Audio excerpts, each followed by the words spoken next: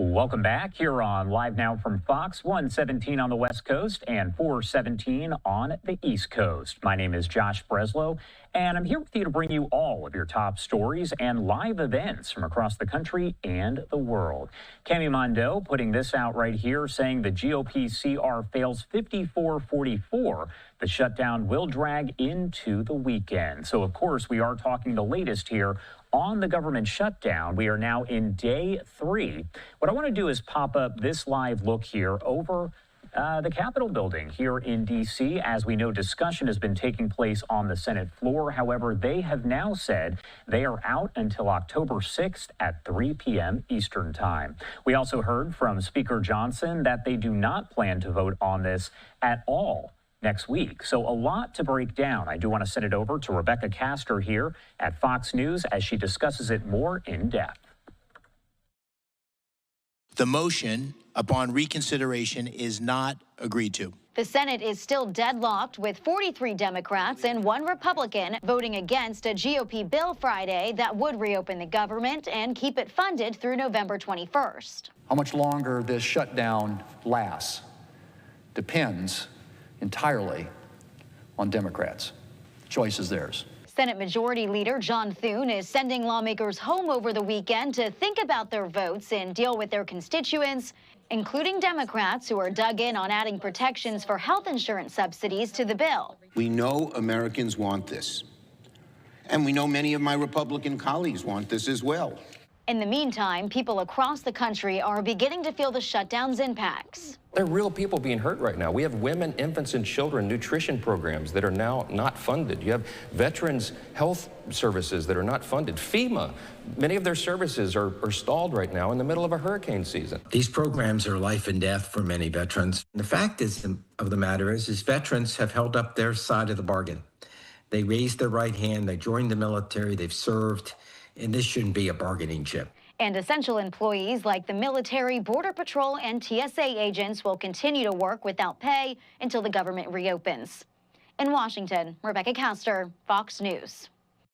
Rebecca, thank you so much. And once again, taking a live look over the Capitol as we cover everything related to the federal government shutdown. We do have that active clock there on the bottom right-hand side of your screen. The shutdown now 2 days, 16 hours, 20 minutes, and 36 seconds in, with showing no signs here of letting up anytime soon.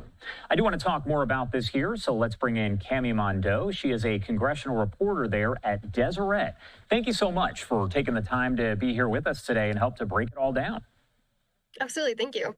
All right, so first, I do want to ask you overall, as we heard about Speaker Johnson saying that a vote will not take place next week in the House, there's no vote scheduled. Break down for me kind of the rationale here behind that. Right. So we did hear Johnson, earlier this week say that he would bring the House back, and he kind of committed to that as early as Wednesday. But today he said that they're not going to be coming back, basically pushing Senate Democrats into a corner to swallow what that spending resolution that the House has already passed. What Johnson said this morning is, we already did our job. Now the Senate Democrats have to do theirs. And so he's really just pushing them into a corner to say that you have to pass what we already have, or this shutdown is on you. And I have to ask as well, any end in sight? Because you've been covering this. You've seen the Democrat CR, the GOP CR, all of that fail earlier on today. They're now adjourned until what looks to be Monday afternoon. So any end in sight to this? Right. It is looking like, the pressure is going to start to build over this weekend and likely into next week as well. The shutdown did just start. And so I think Democrats at first were kind of thinking it into like a hypothetical situation. But now over the weekend, as they go home, they're likely going to hear from constituents who are being directly affected by the shutdown. And so Republicans are hoping that that pressure will push more and more Democrats to vote in favor of this CR. I think next week we'll really start to get a sense of whether this is going to be a really prolonged shutdown, or if we're finally going to see some conversations that will bring it to an end. And we have this post from you right here where you posted the door. It says, accurate representation of what's going on here. The House in recess until kind of question mark there. Nothing on the actual door itself. We always, of course, show your tweets here on Live Now from Fox. Now, as far as where we go from here, can you explain for folks out there what The situation is when you have the Republicans, what it is that they're not willing to give up, but also what it is that the Democrats are not willing to give up.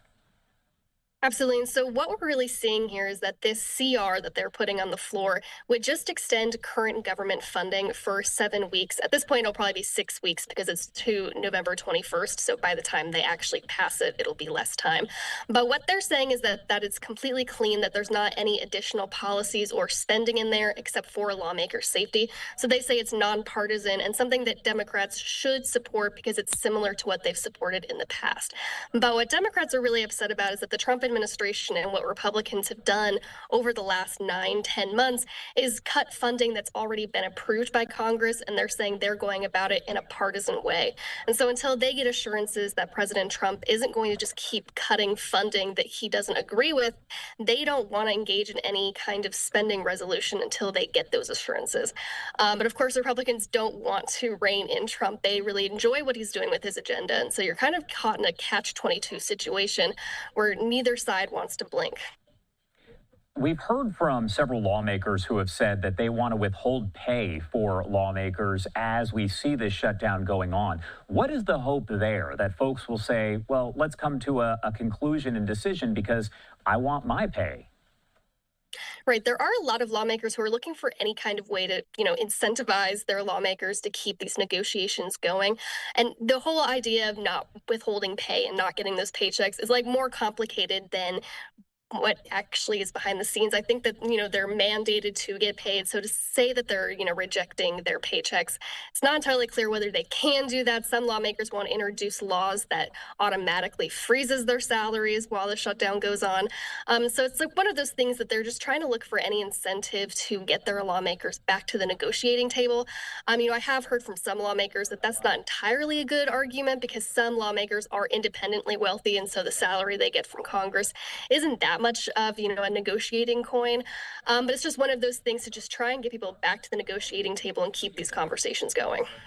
All right, what do we need to be watching for here over the next several hours and days? Because as you mentioned, it seems as though we are not getting an end to the shutdown at all over the weekend. This is going to continue here for at least several more days. We're kind of in a holding pattern right now. House Republicans are going to have a phone call tomorrow. We're probably going to see a little bit more of their strategy coming out of that.